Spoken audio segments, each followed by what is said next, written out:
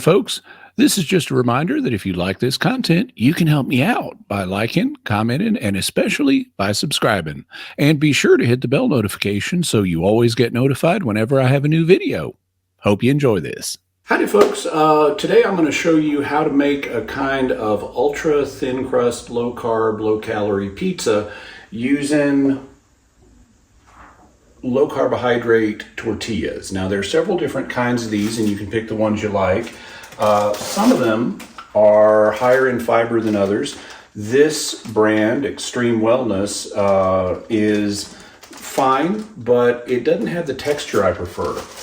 Also, this whole wheat kind, which is burrito size, so you can make a larger one if you want, is fine, but it's got a little rougher texture. The kind that I actually like is this Carb Balance flour tortilla. It's a little lighter and fluffier, and this size makes, for me, a nice personal size pizza. So I'm going to show you how we do that. We're going to be using two tools, a microwave and a toaster oven. First, though, I'm going to show you a mistake that is easily fixed, but it's a mistake that you want to avoid. And to show you why you want to avoid it, I'm going to demonstrate. So I'm just going to get a tortilla here. So I have a tortilla on a plate. I'm going to put it in my microwave. And every microwave is different, so there's going to be different times you'll need to test your own microwave. I found on my microwave the ideal time seems to be about 1 minute and 55 seconds. So let's see what happens if I just plunk a tortilla on a plate with no further preparation.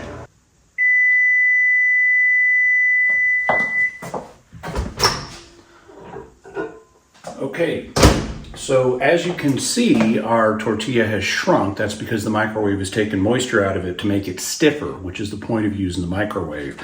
But what's also happened is it has blown up, and it no longer gives a good smooth surface for applying pizza toppings to. The reason for that is that it has bubbles as part of the manufacturing process. And if you don't do something to remove the ability of the bubbles to expand, this is exactly what you're going to get. Now, if that happens, you can always crush the bubbles and put your pizza toppings on anyway, but it's an inferior product this way. So I'm going to show you the easy way to fix this. Basically, all you do is get a tortilla, and you will look at the tortilla and notice that on one side it has much larger bubble remains from the manufacturing process. On the other side, they're all tiny. So what you want to do is just take a little knife and puncture holes to let the gas out. And it only takes a minute to do this. It's very easy. You don't have to be perfect, but just puncture enough holes so that the bubbles can release the gas that's underneath them as the water vapor is emerging in the microwave process, and that will keep it from swelling up in that really uncomfortable, problematic way. So that's all you got to do to fix that step. Then what you do is you put it face down. You don't have to do this, but I find it gives a much better texture. Some people will say brush it with oil. I don't have time to brush it, so I just spray it with olive oil on the bottom side with the tiny bubbles. Then I flip it over. I spray it on the side with all the large bubbles that I cut, and adding that oil to it, I think, gives it a better texture when it's all done. Then I pop it in the microwave for 1 minute and 55 seconds. Okay, so we've now, you can see what the resultant product looks like. It is so much flatter, and it's got a little bit of coloration on it, which is fine. That's just a nice sign that this is a crisp crust. And so the whole point of using the microwave is to make it firm enough so it's not floppy and it will hold the toppings that you put on it. Now, I mentioned that you can also see it shrunk a bit from what it was because of all the water that the microwave took out of it. Now, this is a low-carb tortilla, and it's got 17 or so grams of fiber and like 2 grams of digestible carbs. According to the package, it has 70 calories, so this gets into the low-calorie aspect of this. I don't know that your body is actually going to absorb all of those 70 calories, but that's what it says, so that's what we'll go with. The next thing you want to do for a pizza is put on some kind of topping or put on some kind of sauce. And there are bunches of different kinds of sauces. Today I'm going to be using just traditional Prego pizza sauce just because I happen to have it open. What I normally use though is Rao's. Rao's has the lowest added sugar, or seems to have the lowest added sugar of any of the standard supermarket brands. And so for low carb, I tend to use Rao's. Also, I've found that Rao's Italian sausage and mushroom is super chunky. A lot of pizza sauces that say they're chunky are not chunky. This is really super chunky. And sometimes I just like super chunky pizza sauce. In any event, this is what I normally use, but I happen to have this open today, so I'm going to use it. I'll also mention you can use other things besides traditional pizza sauces. Sometimes I'll make a Mexican, taco type pizza using salsa as the sauce, and I'll put a kind of taco mixed cheese on it, and then like black olives or something like that, and it actually comes out quite well. I've also been experimenting using Indian sauces to make Indian themed pizzas. So there are bunches of options, but today we're just going to be making a standard Western style pepperoni pizza. So let's apply the topping, the sauce. What I typically do with sauce is I estimate 3 tablespoons worth of sauce is enough to cover the pizza to the degree I like. You can apply yours to taste.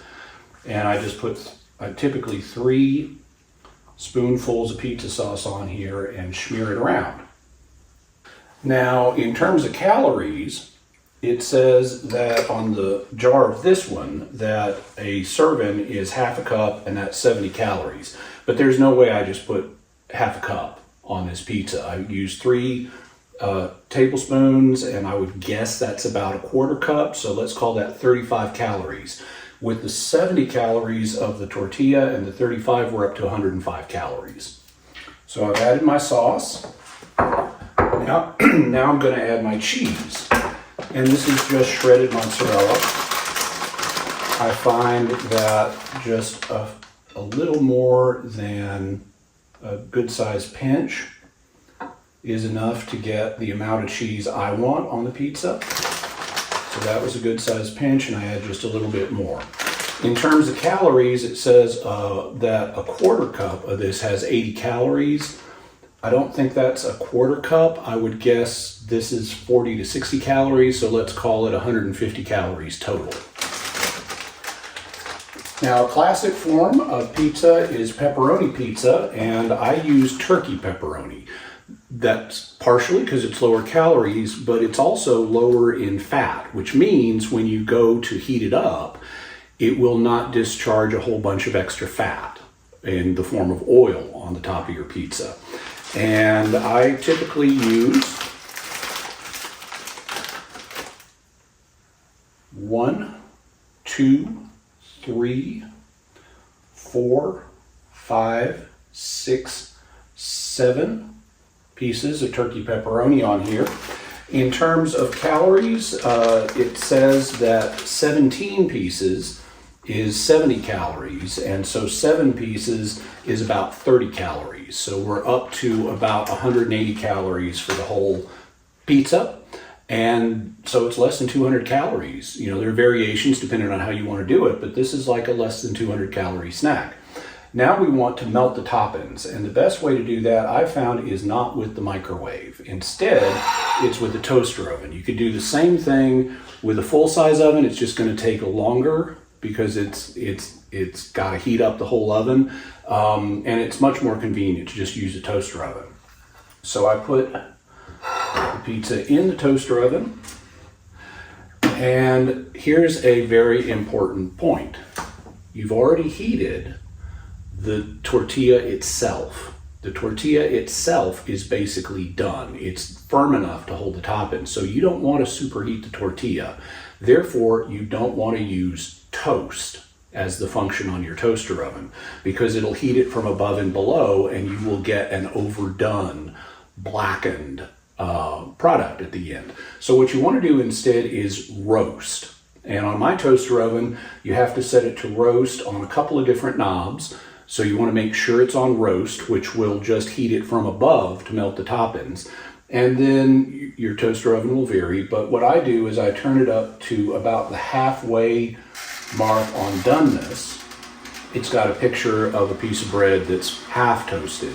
So I turn it up to about there. It's about 4 or 5 minutes. You'll need to experiment with your own toaster, but let's let it do it. Let's let it do its work, and we'll come back and see the result.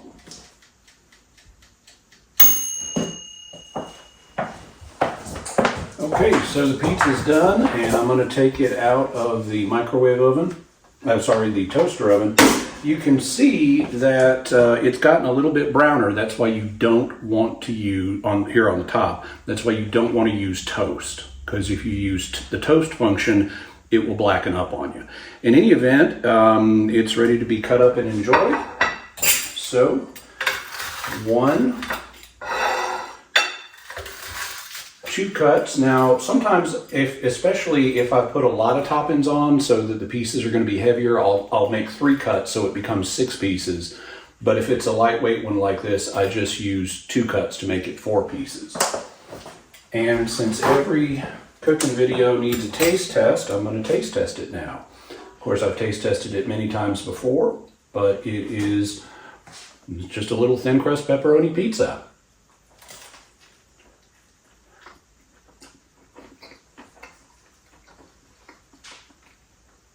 This is the part where I exaggerate my enjoyment of it and go, oh, it's so good. And it really is good, but it's what I want. It's pizza. And it only takes a few minutes to make, and the whole thing is like 180 calories, depending on what toppings you put on it.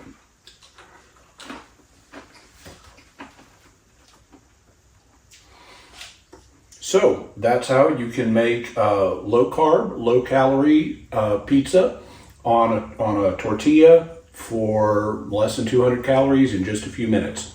Hope you try it and let me know in the comments how it worked for you.